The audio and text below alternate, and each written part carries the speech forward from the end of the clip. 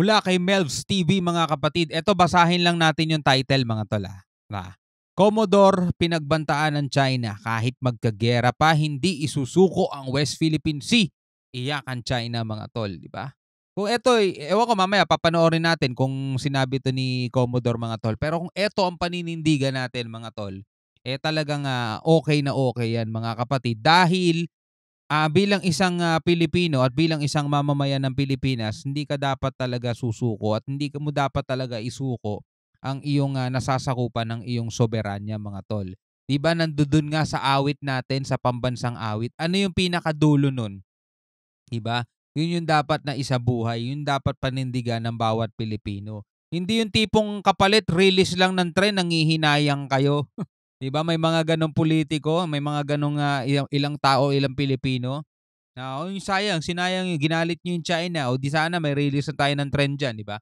Ayun ang napapala ng ng mga tawag dito, makapili ba tawag sa kanila, di ba? Hindi sila dapat tawagin Pilipino mga tol pag gano'n ang nila, biruin mo ipagpapalit mo yung Pilipinas para lang sa release ng trend. Grabe, di ba? So ito, panoorin natin to mula kay Melvs TV. Huwag mo kalimutan mag-subscribe sa kanyang YouTube channel. At kung bago ka pa lamang dito at gusto mo yung mga ganitong klaseng reaction video mga kapatid, syempre huwag mo rin kalimutan mag-subscribe. Click mo na rin ang notification bell para ma-notify ka kapag may mga bago tayong reaction video. Alright, so panoorin na natin to mga tol. Dahil hindi pumayag si Commodore J. Tariela sa pagmamakaawa ng China, mas lalo tuloy naging agresibo ang mga Chinese. Pero magpapatalo ba tayo dyan? Siyempre hindi. Kung matigas ang muka ng China, mas matigas lalo ang muka ng mga Pilipino. 3 oras lang naman nakipaggirian ang barko ng VFAR sa China. Pilit hinaharang ng Chinese Coast Guard, pero pilit rin tayong nakikipag-gitgitan. Kasi alam nating nasa tama tayo, di ba? Bakit tayo susuko? Ano man ang mangyari dyan mga tol, nasa magandang panig tayo mga tol. Papanigan tayo ng mas nakakarami kasi nasa tamang lugar tayo. Alam din nila yon mga tol. Alam din nitong China yon. Kaya tingnan mo, hanggang paninindak lang sila pero wala rin silang nagawa. Kasi hindi nila pwedeng ipilit yung gusto nila. Kasi alam naman talaga nila sa sarili nilang mali sila. At lang sila mga tol. Yung alam mo yun, yung pepwersahin mong kunin yung bagay na hindi naman sa'yo. Pero hindi uubra yun mga tol. Sa huli, walang palag ang mga Chinese sa pagmamatigas ng Pilipinas. Diba? Hindi rin sila nakapalag mga tol. Diba? Hindi katulad yung pagpumasok ka talaga sa katubigan nila, talagang ipagtutulakan ka nila palabas. Dito hindi nila magawa yan mga kapatid. No, hanggang lang sila, hanggang sa pambubulas lang sila, hanggang sa ganyan-ganyan lang sila, pero hindi talaga nila maipipilit yung gusto nila kasi alam nila sa sarili nilang labag yung ginagawa nila. Matagumpay ang muling pagbibigay ng ayuda sa ating mga kababayang mangingisda. Talagang walang katakot-takot ang BIFAR at Philippine Coast Guard makipagbakbakan sa China. Mabigyan lang ng libreng diesel at pagkain ang ating mga kababayan. Sa hanay ng Philippine Coast Guard at ng BIFAR ay nananatiling committed para tuparin ang pag-uutos ng ating Pangulong Bongbong Marcos. Siguraduhin natin na we're going to maintain our presence in Bajo de Masinloc. The primary objective of the rotational deployment of both BIFAR and Philippine Coast Guard in Bajo de Masinloc is to ensure na mapoprotektahan natin ang karapatan ng ating mga Pilipinong mangingisda. At pangalawa dito ay makapagbigay tayo ng ayuda. Ang pinagtataka lang ng Philippine Coast Guard at BIFAR, walang nakikita sa radar nitong presensya ng Chinese Coast Guard. Pero makalipas lang ang ilang oras na pagpapalaot ng BIFAR, may nagdadatingan ng mga barko mula sa Chinese Coast Guard. Yes, pinalayas na ito noong nakaraang linggo ng Philippine Navy. Pero pag magsasagawa ng rotational deployment ang PCG at BIFAR, may bigla-bigla na lang susulpot ng mga Chinese. Talagang may espiya talaga ang China sa loob ng Pilipinas. Nagagawa yan ng China kapag barko lang ng Pilipinas ang nandiyan. Pero kapag kasama natin ng US, wala mga tol, hanggang matsyag lang sila sa malayo. Pero again mga tol, kahit na Pilipinas lang ang nandiyan, depende na lang sa atin kung papatalo tayo mga tol. Pero kung ipagpipilitan natin talaga yung mission natin, maisasagawa natin yan ng maayos. Maipagtatagumpay natin yan kasi hindi nila talaga ipipilit ng sukdulan na yung nila kagustuhan nila kasi alam nila sa sarili nilang mali rin sila. na tila inire-report sa China ang bawat galaw ng ating bansa. We can fairly say na mayroong significant number of increase. Pero I think probably the other reason is because dahil sa presence na natin ngayon, as what the President has directed the Philippine Coast Guard and BFAR to have a rotational deployment in Bajo de Masinloc. It's the first time that the Philippine government monitored the presence of Chinese fishing vessels. This is the first time that the Chinese fishing vessel participated in blocking and shadowing operation to prevent BFAR vessel from moving forward or getting closer to Bajo de Masinloc. Para naman sa ating mga kababayang naghahanap buhay sa pangingisda, makakaasa raw kayo na laging nakasuporta ang Pilipinas para igiit ang karapatang nararapat naman talaga para sa ating bayan.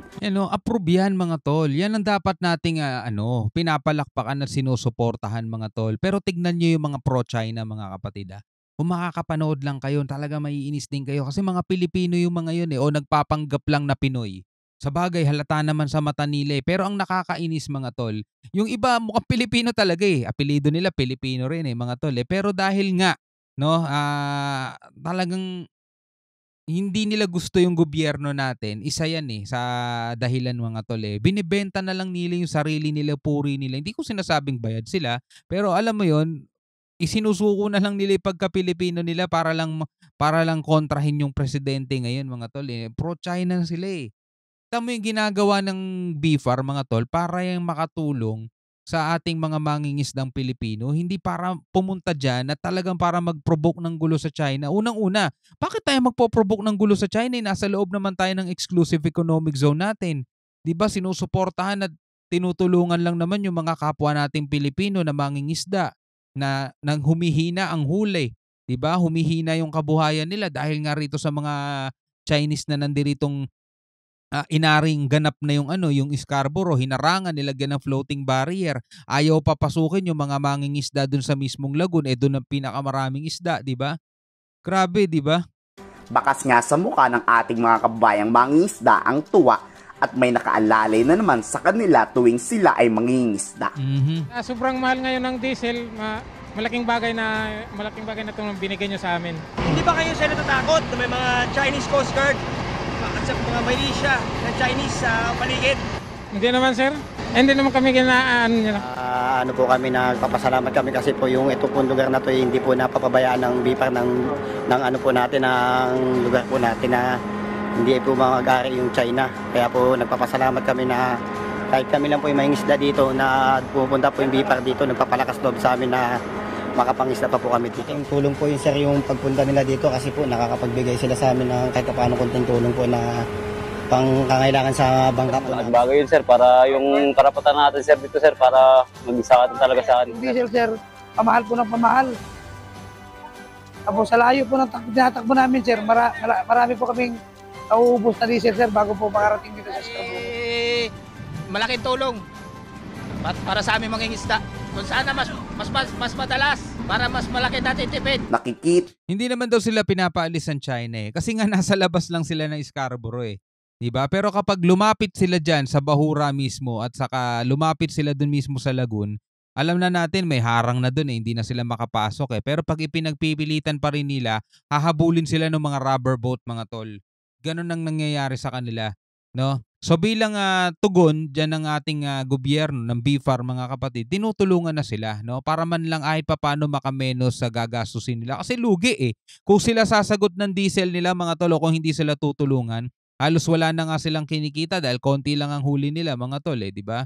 So mapupunta lang sa diesel, alam naman natin mahal ang krudo ngayon mga tol. So doon man lang di ba nakakatulong ang ating gobyerno. Kita nyo ba kung gaano kaganda ang ating karagatan? Yan ang kailamang hindi daw isusuko ng Administrasyong Marcos. Tama. Dito muling nangako ang pamahalaan na kahit anong mangyari ay ipaglalaban to ng ating gobyerno. Kayo, nagustuhan nyo ba ang muling pagmamatigas ng PCG at BFAR makatulong lang sa ating mga kababayan? I-komento sa baba ang inyong saloobin. Alright mga kapatid, ikaw bilang isang Pilipino, no? Ano masasabi mo rito? Pwede kang magkomento, pwede mong i-share yung saloobin, pwede kang magbigay ng comment, ng reaksyon, no? Sa comment section sa ibaba. Maraming salamat sa araw-araw na sumasama sa atin. para panoorin ang mga balita at mga nangyayari ngayon dito sa West Philippine Sea. Para syempre, lahat tayo mga tol, no, hindi tayo basta-basta malilin lang, no, ng mga propaganda ng mga pro-China mga tol. Hanggang sa muli, ako nga pala si Shobaldi. Peace out.